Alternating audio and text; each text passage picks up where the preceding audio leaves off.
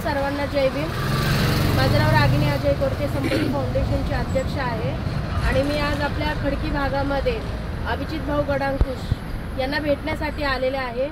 यांना भेटण्याचं कारण असं आहे की आज भाऊ 2 दिवस झाले उपोषणाला बसलेले आहे आणि त्यांनी अन्न आणि जेवण पूर्णतः त्यागलेले आहे।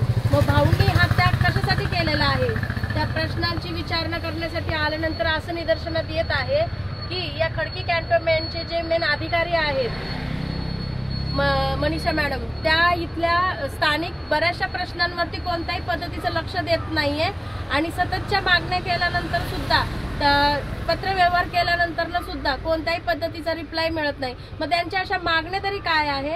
तर इथे जे टॉवरचा काम झालेलं आहे ते अनधिकृत आहे, त्याच्यामुळे लोकांच्या जीवाला धोका होत आहे आणि असे बरेचसे प्रश्न आहेत, जसं की लोकवस्तीतले शौचालय आहे ते अतिशय घाणेरडे आहेत, तिथे स्वच्छता नाहीये, तिथे लोक राहतात की जनावरं राहतात, अशा पद्धतीचा प्रश्न निर्माण झालेला आहे। रोगराई अत्यंत पसरलेले आहे, घाणीचे प्रश्न निर्माण झालेला आहे। ही तरुण पिढी आहे आज समाजाच्या हितासाठी सतत कार्यरत आहे, तरी सुद्धा हे प्रशासन या तरुण पिढीला अशा पद्धतीने त्रास देत आहे।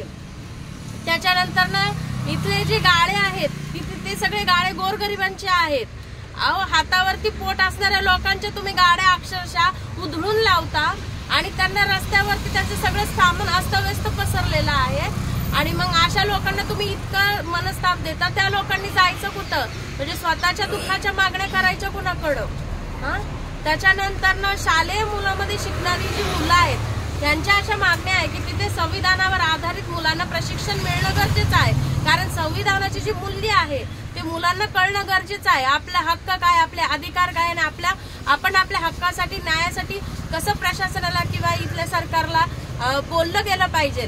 जोपर्यंत संविधानाचं ज्ञान आपल्याला मिळणार नाही तोपर्यंत आपल्यावर होणाऱ्या अन्यायाची समजही आपल्याला मिळणार नाही। त्याच्यामुळे या तरुण पिढीला समाजातल्या तमाम माझ्या बांधवांना भगिनींना विनंती आहे की खरोखर या समस्या अतिशय गंभीर स्वरूपाच्या आहे, या जीवाला अतिशय हानिकारक अशा समस्या आहे।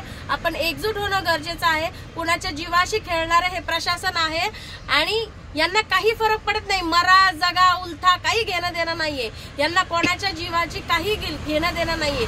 जर यांना खरंच कुणाचा प्रश्न समज, जसं आता आमच्या रिंकू मॅडम यांनी किती 1 महिना झाला प्रशासनाला त्यांच्यावर होणाऱ्या अन्यायासाठी जात आहे, त्यांना आतमध्ये येऊन देत नाहीये। अशा समाजामधल्या कितीतरी लोक आहेत, कितीतरी अशा पुरुष तरुण पिढी आहे की जी आज प्रशासनाच्या या घाणेरड्या वर्तणुकीला कंटाळलेले आहेत, त्रस्त झालेले आहे। त्यामुळे आपण सगळ्यांनी आता रस्त्यावर उतरणं गरजेचं आहे। जर या प्रशासनानं, या खडकी कॅन्टोन्मेंटच्या अधिकाऱ्यांना वेळेत या सगळ्या गोष्टी मागण्यांची दखल घेतली नाही तर इथे खूप मोठ्या पद्धतीचं जन आंदोलन पुकारण्यात येणार आहे आणि आम्ही सगळेजण रस्त्यावर उतरणार आहे। बघू तुम्ही किती आमच्या जीवाशी खेळणार आहे। मी रागिनी अजय कोरके सगळ्या माझ्या महाराष्ट्रातल्या सर्व बांधवांना विनंती करते की भाऊंच्या पाठीशी मोठ्या संख्येने आपण पाठिंबा दिला पाहिजे।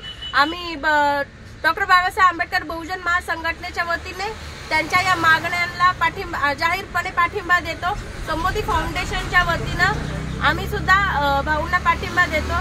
तसेच वंचित बहुजन आघाडीचे कायदेशीर सल्लागार अजय भाऊ कोरके यांनी आम्ही सगळ्या भाऊंना पाठिंबा देतो। सर्व संघटना एकजूट होऊन आम्ही भाऊंच्या या मागण्यांसाठी जाहीरपणे पाठिंबा देतो।